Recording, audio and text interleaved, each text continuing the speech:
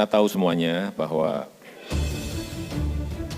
dunia sedang krisis kesehatan, krisis ekonomi, 215 negara mengalami hal yang sama termasuk kita. Saya minta kita memiliki sense yang sama,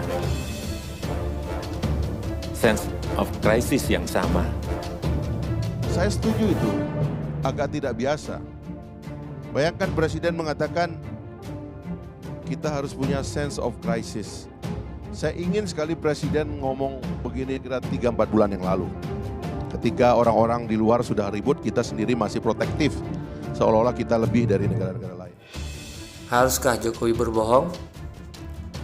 Baru-baru ini pernyataan terbuka Presiden Jokowi perihal kengeriannya melihat proyeksi ekonomi di tengah pandemi COVID-19 kembali menjadi sorotan publik. Selaku pejabat negara tertinggi, pernyataan semacam itu tentunya akan memberikan efek domino di berbagai aspek, misalnya politik dan ekonomi. Lantas, haruskah Presiden Jokowi tidak mengungkapkan pernyataan bertendensi pesimis semacam itu? Tentunya, simak terus video ini sampai habis. Dan jangan lupa untuk menekan tombol subscribe. Pada 30 Juni lalu, di acara Indonesia Lawyers Club, Wakil Ketua Umum Partai Gelora Fachri Hamzah memberikan kritik yang begitu keras terhadap penyelenggaraan demokrasi di Republik ini. Bagaimana tidak, dengan begitu percaya diri, mantan politisi PKS ini menyebut demokrasi Indonesia yang seharusnya dijalankan di atas akuntabilitas atau transparansi justru dijalankan secara feodal. Menurut Fachri, para menteri Presiden Jokowi kerap memberikan laporan asal bapak senang, sehingga Presiden tidak mendapatkan laporan yang semestinya.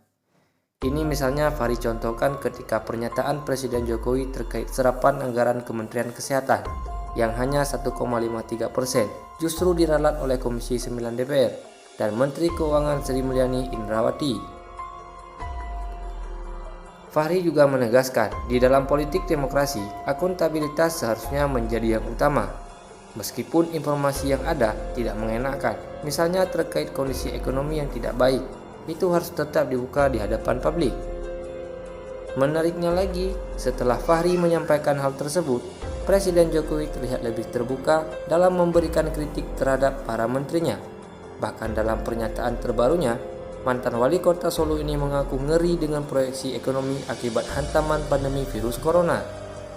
Hati-hati, perlu saya sampaikan, di kuartal pertama pertumbuhan kita 2,97%. Dari yang biasanya 5. Terus dalam situasi seperti ini siapa yang bisa menggerakkan ekonomi? Nggak ada yang lain, kecuali belanja pemerintah. Jadi sekali lagi ganti channel dari channel normal ke channel krisis. Kalau enggak, ngeri saya, terus terang saya ngeri. Secara normatif, pernyataan Fachri terkait akuntabilitas tentu dapat dibenarkan. Bagaimanapun, pangkal dari politik demokrasi memang berada di azas keterbukaan. Akan tetapi, bagaimana jika akuntabilitas semacam itu justru memberikan dampak buruk multi aspek? Ini misalnya terlihat dari anjloknya Wall Street ketika merespon pernyataan Ketua Federal Reserve atau The Fed, Jerome Powell, yang memberikan proyeksi ekonomi negatif akibat pandemi COVID-19. Jika pernyataan Ketua Bank saja dapat memberikan efek domino pada ekonomi, lantas bagaimana dengan pernyataan seorang presiden? Di sini haruskah kita menyarankan agar Presiden Jokowi justru tidak terbuka perihal proyeksi ekonomi negatif semacam itu? Jawaban di atas mungkin dapat kita temukan pada pernyataan Presiden Jokowi pada 16 Mei 2019 lalu. Pada saat itu, mantan wali kota Solo ini menyatakan bahwa dirinya tidak memiliki beban untuk pemerintahan 5 tahun ke depan. Jangan rutinitas, jangan pola-pola lama, tradisi lama diterus-teruskan, stop. Kita harus berhenti. 5 tahun ke depan, mohon maaf, saya udah nggak ada beban. Saya udah nggak bisa nyalonkan lagi. Jadi apapun yang paling baik, terbaik untuk negara akan saya lakukan.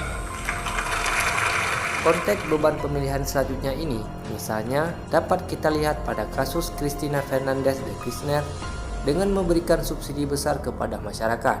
Menurut The Economist, Fernandes berusaha menutupi tingkat inflasi untuk menghindari opini buruk publik terhadap pemerintahannya. Apalagi Fernandes kala itu menghadapi pemilu pada akhir tahun 2013. Tidak hanya seperti Fernandes, Presiden Jokowi yang tidak memiliki beban untuk bertarung lagi justru tetap mengeluarkan kebijakan-kebijakan kontroversial seperti revisi Undang-Undang Komisi Pemberantasan Korupsi, pemindahan ibu kota ke Kalimantan, Omnibus Law, hingga Perpu Corona meskipun mendapatkan resistensi dari publik. Dengan tidak adanya beban ini pula, boleh jadi itu membuat Presiden Jokowi leluasa mengeluarkan pernyataan-pernyataan keras. Misalnya dengan menegaskan ngerinya proyeksi ekonomi akibat pandemi COVID-19. Sebelumnya, kita bahkan melihat gestur tidak biasa dari Presiden Jokowi ketika ia dengan tegas dalam tanda kutip memarahi para menteri karena masih bekerja secara biasa-biasa saja di tengah pandemi COVID-19. Bagi mereka yang mengikuti pidato-pidato Presiden Jokowi, pernyataan bernada tinggi semacam itu tentu saja bukanlah hal yang biasa dan begitu jarang ditunjukkan olehnya.